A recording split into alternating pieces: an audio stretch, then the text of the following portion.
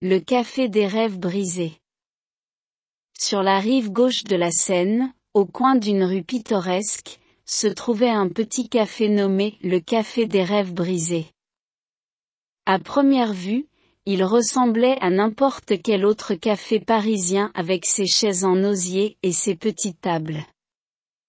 Mais ceux qui s'y sont arrêtés savaient que ce lieu était unique. Valérie, la propriétaire, avait ouvert ce café après avoir vécu de nombreuses déceptions dans sa vie. Pour elle, ce café était un lieu de guérison.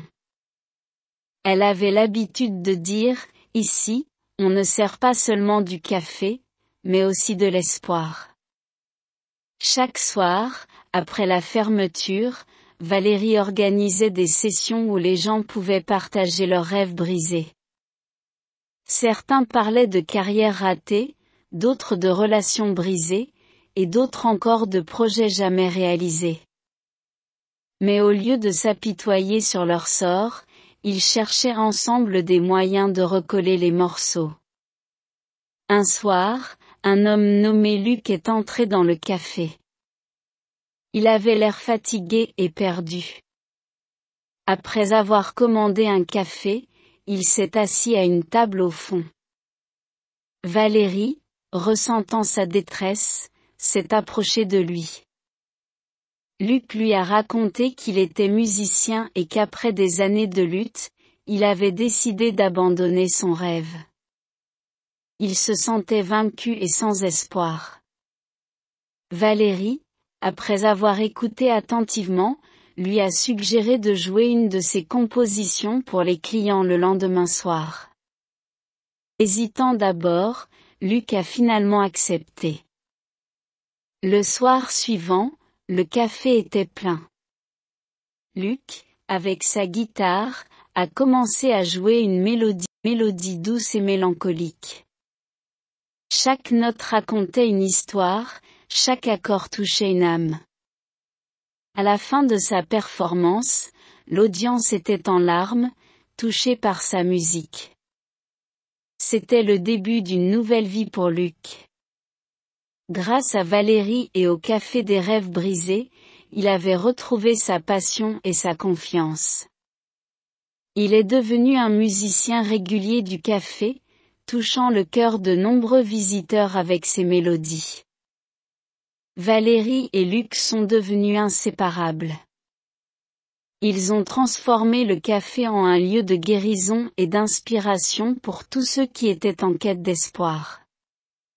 Ensemble, ils ont prouvé que même dans les moments les plus sombres, une lueur d'espoir peut émerger.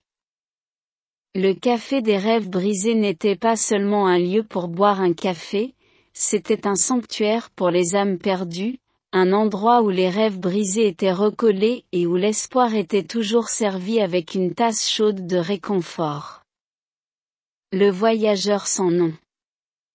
Chaque année, au début de l'été, un étranger arrivait au village de Montplaisir.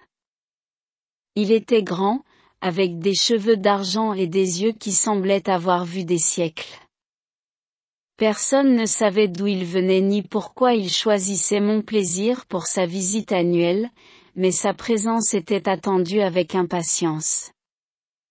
Il était connu sous le nom de « voyageur sans nom », car il n'avait jamais partagé son vrai nom. Cependant, il avait une habitude qui le rendait spécial. Chaque soir, assis près de la fontaine du village, il racontait des histoires. Des histoires de royaumes lointains, de dragons, de princes et de sorciers. Les enfants, en particulier, étaient fascinés et s'asseyaient autour de lui, suspendus à ses lèvres. Un soir, après avoir terminé une de ses histoires, une jeune fille nommée Amélie s'approcha de lui avec curiosité. « Pourquoi ne parlez-vous jamais de vous ? Qui êtes-vous vraiment ? Demanda-t-elle timidement. Le voyageur sans nom sourit, ses yeux brillant d'une lumière mystérieuse. Mon histoire est longue et compliquée, commença-t-il, mais puisque vous avez demandé, je vais vous la raconter. Il parla de son jeune âge où il avait été maudit par une sorcière pour avoir refusé de lui donner un abri pendant une tempête. En conséquence, il était condamné à errer éternellement, incapable de se souvenir de son vrai nom ou de sa maison. Chaque lieu qu'il visitait, il perdait un fragment de sa mémoire, mais gagnait une histoire. Amélie, émue par sa confession, voulait aider. Il doit y avoir un moyen de briser la malédiction, dit-elle. Le voyageur hocha la tête. J'ai cherché pendant des siècles, mais peut-être que le véritable remède est ici, à mon plaisir. Intriguée, Amélie décida d'aider le voyageur. Ensemble, ils ont cherché des indices dans le village, parlant aux anciens, lisant de vieux manuscrits. Après des jours de recherche, ils ont découvert une légende parlant d'une fontaine magique cachée dans les montagnes qui pouvait rendre la mémoire à quiconque buvait de son eau.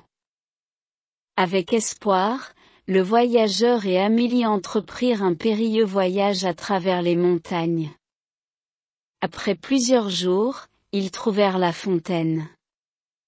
Le voyageur but de l'eau et, instantanément, des souvenirs affluèrent en lui. Il se rappela son nom, sa famille, son royaume. Embrassant Amélie avec gratitude, il dit, « Je m'appelle Élian. Merci de m'avoir ramené à moi-même. » De retour à mon plaisir, Élian, autrefois le voyageur sans nom, décida de s'installer dans le village qui lui avait donné une nouvelle vie. Amélie et lui devinrent inséparables, et leurs histoires continuèrent d'enchanter les générations futures, rappelant à tous le pouvoir de l'amitié, de l'espoir et de la persévérance. L'écho des miroirs. Dans la petite ville de Lumière-sur-Loire se trouvait une boutique ancienne et mystérieuse nommée « Miroir de minuit ». La rumeur disait que les miroirs vendus là-bas n'étaient pas ordinaires. Ils avaient le pouvoir de refléter non seulement l'apparence d'une personne, mais aussi son âme. La boutique était tenue par une vieille dame nommée Madeleine. Elle avait hérité du magasin de sa grand-mère et connaissait tous les secrets des miroirs qu'elle vendait. Un jour, une jeune femme appelée Céline entra dans la boutique, attirée par la curiosité. Elle était à la recherche d'un miroir pour sa nouvelle maison. Madeleine lui présenta une sélection, mais un en particulier attira l'attention de Céline. C'était un grand miroir orné d'argent avec des motifs complexes gravés sur le cadre. « Ce miroir est spécial, dit Madeleine. Il reflète votre véritable essence. Mais soyez prudente, car parfois nous ne sommes pas prêts à voir notre vrai reflet. » Céline, intriguée, décida d'acheter le miroir. Chez elle, elle l'accrocha dans sa chambre. La première fois qu'elle y jeta un regard, elle vit son reflet sourire en retour. Mais avec le temps, le reflet a commencé à changer. Certains jours, elle semblait triste, d'autres jours elle semblait perdue. Céline réalisa que le miroir reflétait ses émotions intérieures, ses peurs, ses rêves, ses regrets. Au lieu de la repousser, cette découverte l'encouragea à se connaître mieux. Elle commença à tenir un journal, écrivant ses sentiments et ses pensées. Un soir, après une journée particulièrement difficile, elle se mit devant le miroir et fondit en larmes. À sa surprise, son reflet l'enlaça, lui offrant un moment de réconfort. Céline comprit que le miroir lui montrait qu'elle n'était pas seule, qu'elle avait toujours son propre soutien. Les mois passèrent et Céline devint plus en phase avec elle-même. Elle apprit à accepter ses imperfections, à célébrer ses réussites et à apprendre de ses erreurs. Le miroir est devenu son confident silencieux, lui rappelant constamment de s'aimer et de se valoriser. Un jour, Céline retourna à la boutique pour remercier Madeleine. Mais à sa grande surprise, la boutique avait disparu. À la place, il y avait un petit parc avec un banc sur lequel était gravé « À l'écho de nos âmes, nous trouvons la vérité ». Céline sourit, réalisant que la boutique miroir de minuit et Madeleine était peut-être juste un rêve, ou peut-être une partie de la magie de Lumière-sur-Loire. Mais ce qu'elle avait appris d'elle-même était réel et précieux. Elle avait découvert l'écho de son âme, grâce à un miroir magique. Le château oublié. Léonie, une historienne passionnée, avait toujours été fascinée par les légendes de son pays. L'une d'elles parlait d'un château oublié, disparu dans les annales de l'histoire, dont personne n'avait jamais pu prouver l'existence. Un matin, alors qu'elle explorait la bibliothèque de sa ville natale, Léonie tomba sur un vieux manuscrit. Il décrivait un château majestueux, perché sur une colline, entouré d'une forêt dense. Intriguée, elle décida d'enquêter. Après des mois de recherche, Léonie découvrit une carte ancienne montrant le chemin vers le château.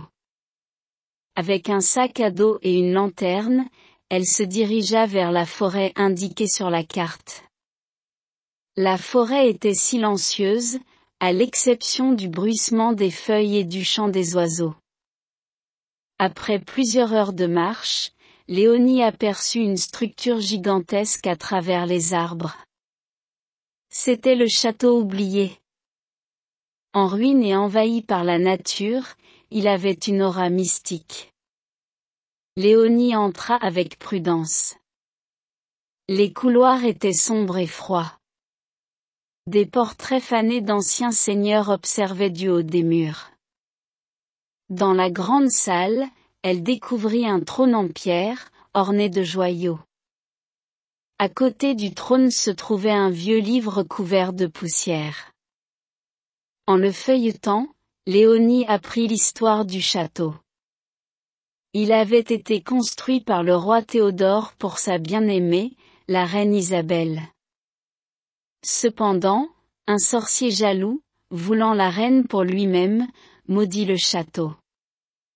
La malédiction avait plongé tout le royaume dans l'oubli, effaçant son existence de la mémoire du monde. Léonie, déterminée à rompre la malédiction, décida de passer la nuit dans le château. À minuit, elle fut réveillée par des murmures.